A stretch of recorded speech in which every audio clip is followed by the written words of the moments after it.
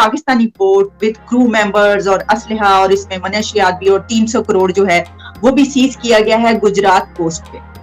अब ये जो पाकिस्तानी बोट है, अब आप जानते हैं कि दोनों कंट्रीज के बीच जो साहिली कश्तियां हैं वो जो है उसमें ये वाकयात होते रहते हैं कि एक दूसरे की कश्ती उधर चली गई, कश्ती इधर। लेकिन ये एक, क्योंकि इसमें बताया जा रहा है इतने क्रू मेंबर्स और उनके साथ सीज किया गया, तो जाहिर है कि ये एक बड़ा वाकया होगा। और इसमें फिर एक और जगह पे जो मुझे इसकी डिटेल्स मिल रही हैं, खबर है, वो ये है, India to deploy tactical ballistic missiles near China Pakistan border, experts से कंपेरेबल टू रशियन इस्कांडर। तो रोहित शर्मा, आपसे सवाल मेरा ये है कि ये क्या आपने ये कौन से मिसाइल नए खरीद लिए हैं, और अगर खरीद ही लिए थे तो पाकिस्तान के बॉर्डर पर, हमारे बॉर्डर पे क्यों लगा रहे हैं आप? नमस्कार दोस्तों, प्यारा भारत वन में आपका स्वागत है। दोस्तों, गुजरात में भारतीय तटरक्षक बल ने एक पाकिस्तानी नाव को पकड़ा है। नाव में कुल 10 लोग सवार थे। नाव को भारतीय जल सीमा में पकड़ा गया है। नाव में भारी मात्रा में हथियार और गोला बारूद पाए गए हैं। नाव में 40 किलो ड्रग्स भी पाया गया है। इसकी बाजार में कीमत लगभग 300 करोड़ रुपए है। ये पाकिस्तानी नाव भारतीय सीमा में घुस ही रहा था कि तभी आईसीजी के जवानों ने नाव को पकड़ लिया। दोस्तों, पाक मीडिया में काफ़ी हड़कंप मचा हुआ है कि कहीं भारत इसके रिएक्शन में हम पर हमला ना कर दे। तो चलिए दोस्तों, वीडियो को शुरू करते हैं। इट इज इम्पॉर्टेंट कि इस तरह की चीजें ना हो तो बेहतर है। It could cause a lot of confusion, right? के तो मिसाल मैं आपको एग्जांपल देता हूं कि अगर कोई पाकिस्तान का कोई महंगा सा ड्रोन ले लें आप, 5-10 मिलियन का ड्रोन कश्मीर के बॉर्डर के पास हो, और एक ड्रोन इधर पंजाब के बॉर्डर पे क्रॉस कर रहा हो और ये स्मगलर्स का ड्रोन हो, तो if the Indian army is coordinated, वो शायद दोनों को शूट कर दे। और अगर वो दोनों को शूट कर दें तो the second drone could be an act of war, अगर वो पाकिस्तान का एयरफोर्स का ड्रोन है और पाकिस्तान के साइड पर है। बट इंडिया वुड से कि भाई इधर पे क्रॉस हुए, we thought that was going to cross here too. तो इस तरह के बॉर्डर लाइन मिसअंडरस्टैंडिंग बहुत होती है। आपको पता है कि इंटरनेशनल रिलेशंस और वॉरफेयर में जो डिस्कशंस होते हैं, एटलीस्ट द यूएस में, मिसपरसेप्शन और मिसअंडरस्टैंडिंग की बहुत इंपॉर्टेंस होती है कि एक्सीडेंटली वॉर ना शुरू हो जाए, ये एक्सीडेंटली वॉर ना शुरू हो जाए। आपको पता है कि जब क्यूबन मिसाइल क्राइसिस हो रही थी, याद होगा आपके सुनने वालों को, 1960s की बात है कि सोवियत यूनियन क्यूबा में न्यूक्लियर वेपन्स रखना चाह रहा था टू थ्रेटन इट, एंड बहुत करीब आ गए थे अमेरिका और Russia, Soviet Union, to having a war. उन दौरान America used to fly a stealth spy plane over the Soviet Union every day, वो रोज। तो एक आइलैंड में वो बेस था और उस बेस का काम ही ये था कि ये प्लेन सोवियत यूनियन के ऊपर से फ्लाई करे और डेटा कलेक्ट करे। तो जब ये मिसाइल क्राइसिस हो रही थी, वो बेचारा वहां पे जो कर्नल या मेजर था, उसको कोई डायरेक्शन ही नहीं मिले। He didn't know what to do, कि मैं आज भी फ्लाई करूं या ना करूं। तो उसको कहते हैं स्टैंडर्ड ऑपरेटिंग प्रोसीजर। तो उसने कहा कि मुझे तो कोई ऑर्डर्स नहीं आया, उसने फ्लाई कर दिया और सोवियत यूनियन ने उसको शूट कर दिया। तो in the middle of this crisis they can even closer to war. तो मुझे लगता है कि ये जो ऑन द बॉर्डर और जो मिलिट्री एक्टिविटीज हो रही है, क्योंकि लाख पे एलएसी पर आप जो दिसंबर के अर्ली दिनों में जो चाइना के साथ तवांग में जो झगड़ा हुआ, वहां पे भी चाइनीज ड्रोन्स पहले फ्लाई कर रहे थे 1-2 दिन पहले। So I won't be surprised कि Indian military at the moment is very sensitive के borders पर किसी भी drones आए, they are anticipating something more than that happened.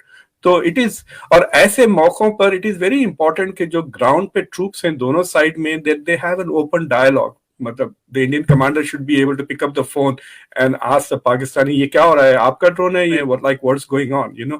अगर वो कम्युनिकेशन नहीं है, then we are in a very serious situation. और ये जो शिप है उसका मसला और है, because it had not landed yet on Indian soil, ना, वो पानी में पकड़ी गई। So there can be a lot of discussion के is it intended to India or where was it going, क्या हाँ। लेकिन मुझे लगता है कि वो जो बंदे हैं, अगर वो फौज के हैं या नेवी से ताल्लुक रखते हैं या किसी मिलिशिया से ताल्लुक रखते हैं, then it will become a very serious issue. समझे, अगर India is able to identify them and connect them, और पाकिस्तान कितना भी ना कह दे, लेकिन इंटरनेशनल कम्युनिटी के लिए that will be a very serious evidence. Crew member बताए जा रहे हैं। जी क्रू मेंबर है, इसमें कोई है नहीं कि वो फौज के हवाले से है, ऐसा कोई मुझे अभी तक किसी रिपोर्ट में ये नजर नहीं आया, मिला नहीं होगा, तो हम यकीनन इस पे भी बात करेंगे। हाँ, नहीं अच्छा मैंने चेक डॉक्टर किया, मुझे भी नहीं मिला जी अभी तक। जी जी, क्योंकि आप ये बात करें, इसमें आपने एक पॉइंट जो है वो बहुत वैलिड पॉइंट है कि अक्सर कंट्रीज के बीच ऐसा भी होता है कि अगर मिसअंडरस्टैंडिंग में भी कोई ऐसी बात शुरू हो जाए तो जंग शुरू हो सकती है, पता नहीं होता, खासतौर पर ऐसे सेंसिटिव टाइम में कि जब दोनों तरफ बहुत ही ताल्लुकात खराब हो। ये जो प्रलय मिसाइल है, ये हमारी अब जो मिसाइल्स हैं, हम टोटली इंडिजिनस मिसाइल्स लेके आ रहे हैं। ये सारी जितनी भी आप अग्नि देखेंगी, पृथ्वी देखेंगी, आकाश, नाग, और ये प्रलय और ब्रह्मोस, ये सारी हमारी अपनी बनाई हुई, हम कहीं से नहीं खरीद रहे हैं मिसाइल्स इस समय। कुछ एक दो मिसाइल्स हैं जो खरीदी हुई हैं, बराक वगैरह, वो भी पुरानी खरीदी हुई। इस समय हमारी सारी इंडिजिनस मिसाइल्स हैं। इसमें कंपोनेंट्स हो सकता है बाहर के हो, 50%, 20%, 10% हो सकता है बाहर का माल हो, लेकिन ये सारा हमारा अपना इंडिजिनस प्रोडक्शन है। कुछ कुछ कंपोनेंट्स बाहर से आते हैं, नो डाउट अबाउट इट, कुछ बहुत सारे। लेकिन प्राइम मिनिस्टर मोदी ने अभी शुरू किया था जो मेक इन इंडिया, वो मेक इन इंडिया हमने हर जगह इंप्लीमेंट कर दिया। Now this missile is ballistic missile. अब बैलिस्टिक मिसाइल वो होती है जो कि एटमॉस्फेयर क्रॉस करती है, देन कम्स बैक। ये उसी तरीके की मिसाइल है, इसको इंटरसेप्ट करना थोड़ा टफ होता है। हालांकि मैक की स्पीड पे चलती है, लगभग मैक मींस साउंड की स्पीड पे चलती है, साउंड की स्पीड से थोड़ा सा 1.9 मैक तक चली जाती है। रेंज इसकी 350 किलोमीटर टू 500 किलोमीटर। और ये जो पाकिस्तान और चाइना बॉर्डर पे लगाई जाएगी, ये इंटरसेप्शन के लिए, या this is land to land missile, ये भी एक इंपॉर्टेंट इसका फीचर है। ये इसको इंटरसेप्ट नहीं किया जा सकता, और इंटरसेप्ट इसलिए भी टफ होता है इसको करना क्योंकि ये एक सिंगल ट्रेजेक्टरी में नहीं चलती है, गोल गोल गोल घूम के, और अपना टारगेट के सामने से कोई मिसाइल आ रही है इसको इंटरसेप्ट करने के लिए, ये अपने आप को रूट चेंज करके फिर लोकेशन पे जाएगी। ये भी इसकी खूबी है, बड़ी अच्छी मिसाइल है, और इसको वर्ल्ड क्लास मिसाइल बोला जाता है। जैसे हमारी ब्रह्मोस मिसाइल है ना, वर्ल्ड क्लास मिसाइल है, पाकिस्तान के अंदर घुस गई, पाकिस्तान को पता तक नहीं चला, फिर उसके बाद एक प्रेस कॉन्फ्रेंस हुई कि हाँ वो मिसाइल आ गई थी। कुछ उस तरीके की मिसाइल भी।